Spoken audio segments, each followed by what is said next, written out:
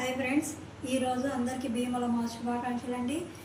ఈరోజు భీమల అమావాస్య రోజు మనము గౌరీ పూజ చేసుకుంటాము. గౌరీ పూజకి అయితే నేను ఈ ఎర్రమట్టి బొమ్మలతో చేసినాను. మా మనవరాలు ఇంట్లో నాకు చిన్నపిల్లలకైతే మనం ఎర్రమట్టి బొమ్మలు 2 చేసుకోవాలి.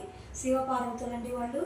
అట్లే వినాయకుడికి పసుపు గౌరమ్మను పసుపు ముద్ద చేసుకుని వినాయకుడిని ఆ విధంగా వినాయకుడిని పూజ చేసుకొని ముందు ఇది మనము ఈ తవనపాకు పెట్టుకొని వినాయకుడిని పసుపు వినాయకుడిని పెట్టుకున్నాను.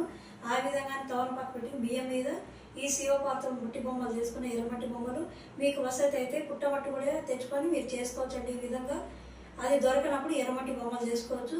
ఇది చిన్నపిల్లలకు కన్ని ముత్తైదులకి అయితే ఈ విధంగా మనం పూజ చేసుకోవాలి. పెళ్ళైన ముత్తైదులు అయితే కనుక మనం గౌరీ పూజ చేసుకొని మన భర్త ఆరోగ్యంగా బాగా లక్షణంగా ఉండాలని, మన ముత్తైదుతనం బాగుండాలని మనము ముత్తైదులు పిలిచి మనం చీర